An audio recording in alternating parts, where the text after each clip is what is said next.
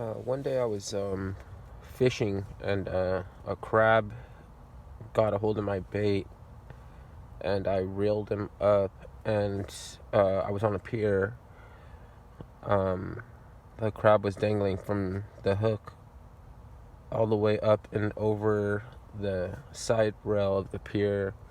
And then as soon as I got him onto the pier, he just let go.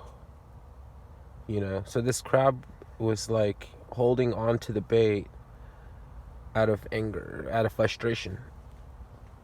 And he was, so stupid that he didn't even know that he was being caught. And in a way, I don't mean to just put down the human race or anything like that. It's not what I'm trying to do. But our mainstream is like that because I made a couple of videos before where I said this, because it is implied that non-essential agencies and institutions of government, you are dismissed. But that goes for me too, and what it do. So that's kind of like a limerick that I came up with. But what it means is that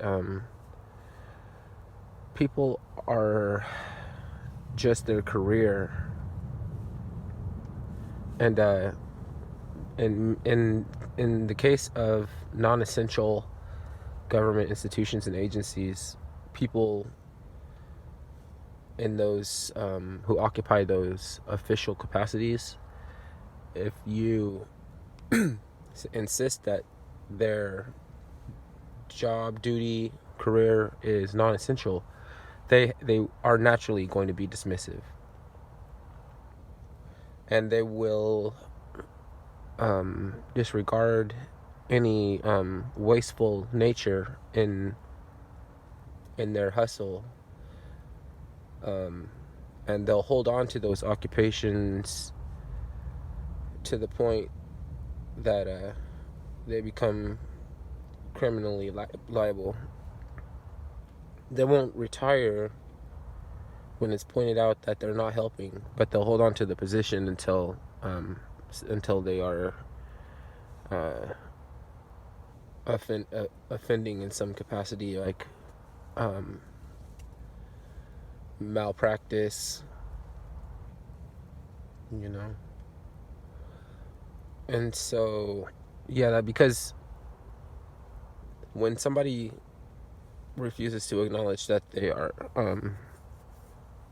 a drain on resources, that wherein people are being taxed and taxes legalize theft, how do you not look weird?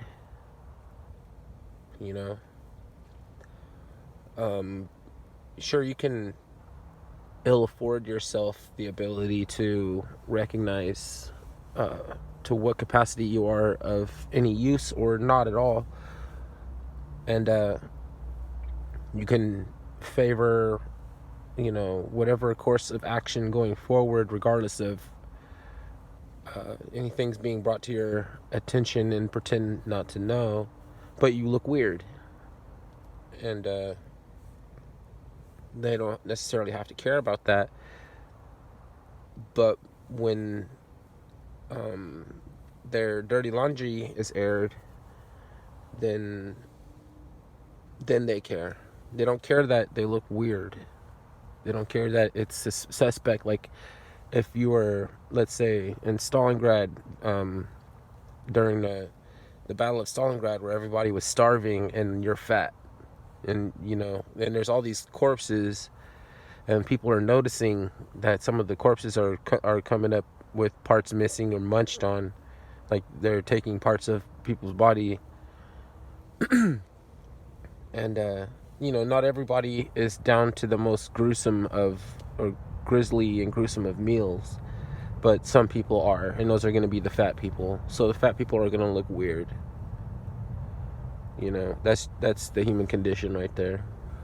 Because loneliness is not really the human condition. Loneliness is basically you just sense distance. Like in the Bible when Jesus said that you've removed your hearts from me, you've taken your hearts far away. You know, that's the real business of loneliness. Not this like, oh, I need a girlfriend. Like, no, you a girlfriend is me time. If a girlfriend is just me time, or I need somebody to talk to or something like that. Well, if you had the truth, you wouldn't have anybody to talk to. So why don't you resonate with the truth and then see if you feel the same way? Because the soliloquy is sweet, right? The solitude is a happy solitude, and people's energies are just too much to be around sometimes, especially when they want to look the other way and they're disparaging the message. They're trying to distract, shut down, direct all and any attention away from getting on message.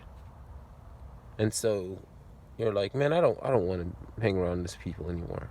I don't want to be bothered, y'all. The mainstream media looks weird to me.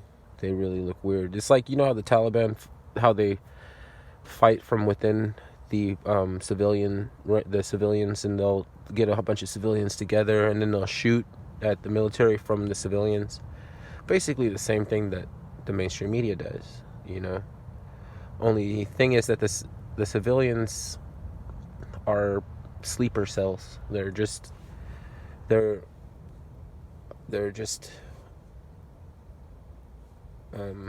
asleep.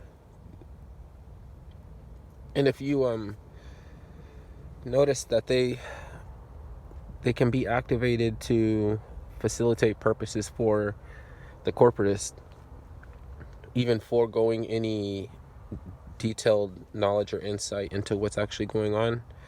If you break down their arguments and force them to look at the real circumstances that we find ourselves living under, eventually they do this thing where they just respectfully decline, and they're just like, nah. Like they'll smile and they'll be like, and then they'll give a hand gesture like you're a fly, like shoo fly, just get away, flies.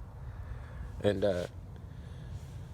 they'll go back into it's like they've reached the capacity to challenge the popular belief, and they don't like the way it makes them feel.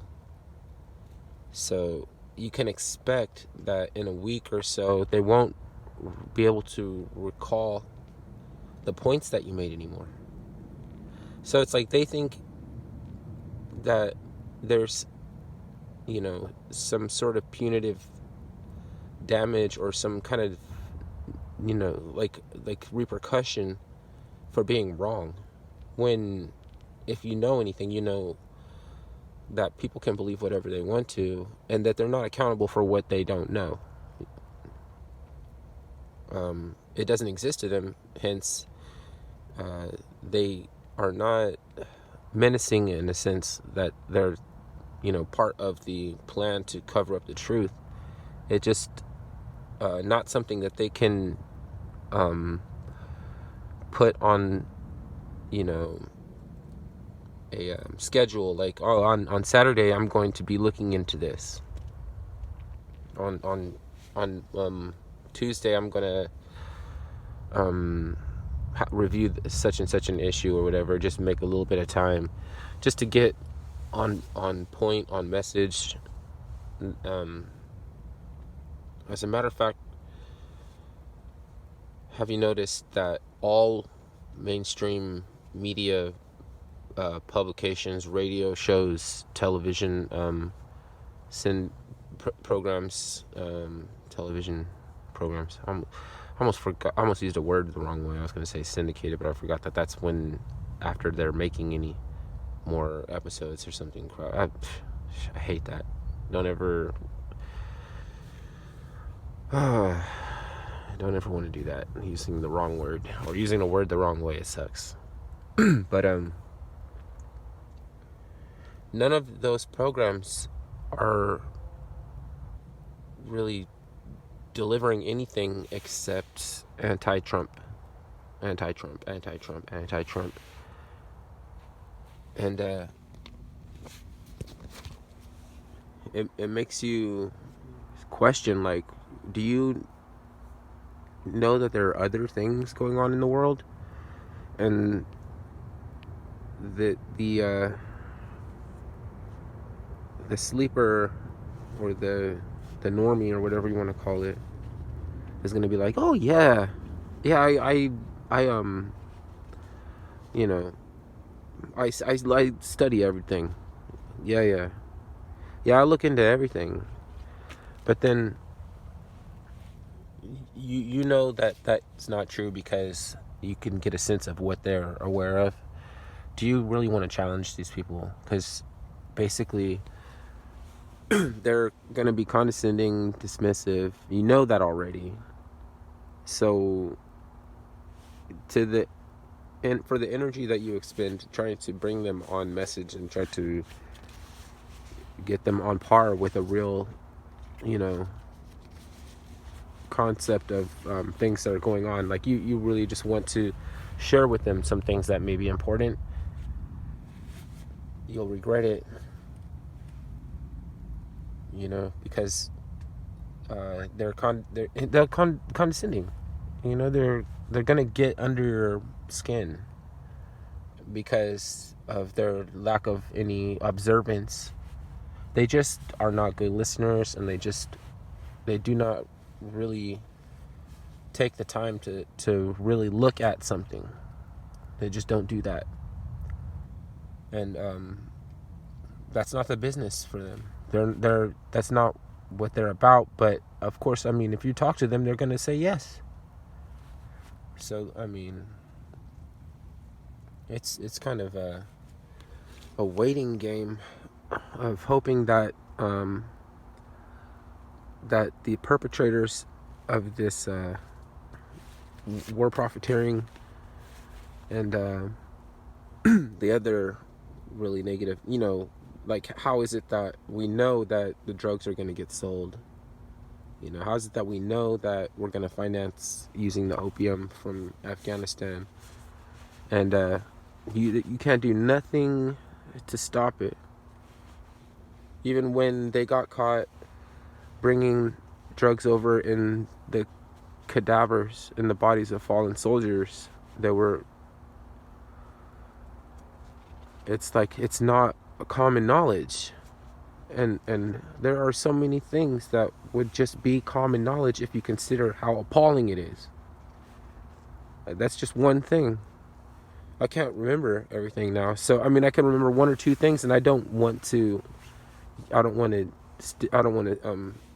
insist any of those things, because there's more things that I forget. If I'm going to try to remember some things, I want to remember everything. I really kick myself when I don't. So I'm only going to offer is the one example. And